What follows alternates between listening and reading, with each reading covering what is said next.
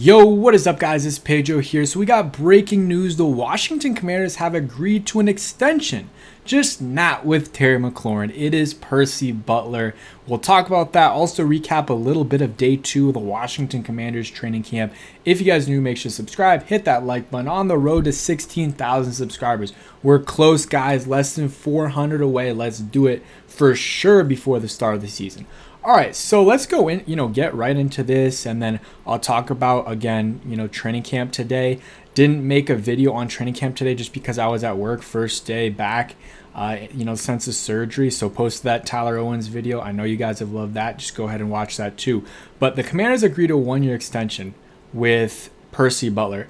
For me, I don't love this. And when the Commanders took Percy Butler, I like the pick, a special teams guy that has a lot of potential, has a lot of tools, has a lot of traits, the speed you want, the range. But so far, it hasn't worked out in Washington. He has not been a good defensive player. He's honestly been a liability at times. So for me, this is a little bit of a questionable move, but obviously they know more than I do. They're in the building every day. They know what Percy Butler brings to the table. And, hopefully it's cheap. Maybe they still see that potential in him that, he can be a good third option at the safety position, maybe even be a starter. But Percy Butler, just not super impressive so far. I'll go ahead and we'll go ahead and look at his stats, but it's not too impressive, and he's on the wrong side of a lot of, bad plays. So he's played 3 years. This is his 4th year. Last year of his rookie deal, and, doesn't have an interception in 3 years, has a forced fumble, has 122 tackles, 4 tackles for a loss. Just not a big contributor. Again, this is going to be low money, I'm assuming, but you never know. So let's see. I mean, we can look at his PFF grade real quick just so you guys can see. But, people thought maybe free safety, strong safety. You can play a little bit of both. Special teams guy. But honestly, I haven't seen a lot of good stuff from him on special teams. And let's look at his grade. 43.9 PFF grade. And you got to take PFF with a grain of salt, but it matches the eye test. And last thing I'll say, I like to keep it real, and I like to be optimistic too. I don't love this move. That's all I'll say. I don't really like it, but again, trust the process. It's not a big deal either. It's not like they're paying him $20 million and I don't like the move and it's super risky. No, it's going to be a couple $1,000,000, maybe a little bit more than that, maybe a little bit less. We'll see, but it's not going to be a lot of money. And, so it's not super impactful, and they know more than me. They see the potential. That's fine. We'll see what he's about this coming year. And hey, if he balls out and he looks like a guy that can be a part of the, defensive rotation, maybe not as a starter, but as that next guy up in that safety room that does get, reps as a nickel guy in certain packages or, Buffalo nickel situation. When they need a bigger guy out there, hey, I'm all for it, and I'll own up to it. I just, at this point, don't love the move. And again, I also said, on special teams, I don't think he has lived up to the hype of what we thought he would be. I think a lot of other guys have done better. Like Tyler Owens came in and, balled out on special teams. Jordan McGee looked okay on special teams. What's his name? Christian Holmes, I thought was really good on special teams. But that's it on the whole situation there with Percy Butler. Gave me an opportunity to make a video. I was going to talk about, or I was just going to make a highlight video for you guys. If you still want to see that, comment down below. But let's go over some things that happened today in practice. Overall, and I talked about this in my video yesterday about not reading too much into the offensive line because they like to rotate in guys in and out the whole time. And this is with all positions, but especially offensive line. And, that's why, Josh Connerly was going to go with the ones today, at least at some point. Mariota in at quarterback, passes to, Jacoya Brooks for a decent gain. And that name is the star of training camp so far. It's only been 2 days, but he has 3 touchdowns in 2 days. Pretty nice catch by Tyree Jackson, 6'7", made a diving catch. Who knows, maybe he makes a team. And Chris Moore, he's balling out. Him and Ja'Cory Brooks competing a little bit.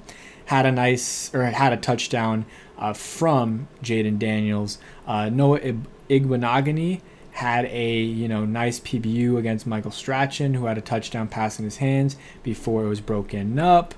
And I'm trying to think. I heard Sainer still had some nice pass breakups as well.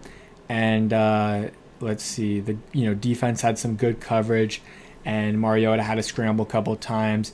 Ja'Cory Brooks, another touchdown catch for him. Daniels was in at quarterback there. And this is what I love the most. You see, after practice, he's getting in that work with Josh Johnson and Marcus Mariota and trying to get better. He's already bowling out, and he could very well just be like, you know what, I'm going to leave early, not put in that work. He's already, all these guys are putting in the work, but the extra work. And he's in it there after practice, taking that initiative, talking to these quarterbacks, Marcus Mariota and Josh Johnson, guys that know they've never been elite in their careers, and very different career paths, but they've seen a lot of football. So getting to sit, or not sit behind them, but just pick their brain a little bit, see what, how, they wire themselves and what, if they have any feedback for them. I think that is very, very useful for Ja'Cory Brooks, and I think it was a really good idea if it was by him or the coaches or the other two guys. But good shout out to Ja'Cory Brooks there. Let's see if I can find any other information here from some of the reporters out there during camp. Not much from Lionel here. Let's see if any of the other guys, John Keim, and a lot of the big time reporters don't do play-by-play or do a lot of anything during the practice. They just like, I guess, to take it in themselves, but sometimes they do. So you see Javon Kinlaw there with a interesting cut there for the uniforms. Information, so Von Miller, Laramie Tunsil, Noah Brown, all with a vet day off. I saw a lot of people complaining about that, saying second day they don't need a vet day off. Noah Brown, that's self-explanatory, ramping back up from the injury. And the other two guys, maybe you'd like to see Laramie. Laramie Tunsil, that one is a little bit, all right, what's up with that? But again, don't read into it too much. It's just a vet day off for them. And Von Miller makes sense. And I saw a comment, I can't remember who it was, under one of these posts, and it was talking about, hey, Zach Ertz, Bobby Wagner, those guys got so many vet days off last year. And guess what?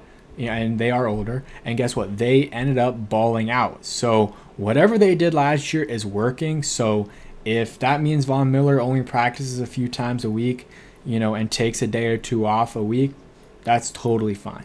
That's totally fine. And I think, it's not a big deal. I guess Nick Allegretti was working at center a little bit, so good to have some more depth there at the position. Let's see any other stuff here. Again, there is, today wasn't a super eventful day. I know a lot of people today were hyping up Trey Amos and Marshawn Lattimore. They looked really good in, some of those drills. So that is really good news. And we're going to continue to keep an eye out for those guys there. Von Miller talked to the press afterwards, and that was a long press conference. I was watching a little bit of it, watch it on replay during my lunch, but he had a lot of good things to say. Talked about Ryan Kerrigan, talked about just coming to a good team with a good quarterback. He said it takes a lot to leave Josh Allen. I'm not just going to leave Josh Allen for anybody. He's going to go to a team that can win, and that's the Washington Commanders.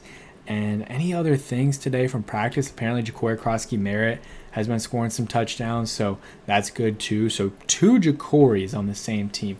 What are the odds? It seems like the Commanders always have guys with the same name. Maybe I'm tripping, but it seems like it usually is that way. They got 2 Ja'Corys on the team, and they might have 2 Ja'Corys on the team 2 months from now once the season starts, because Ja'Cory Brooks is absolutely balling out, and that deserves its own video. So thanks for watching. Hope you guys enjoyed. Hail to Commanders, and peace.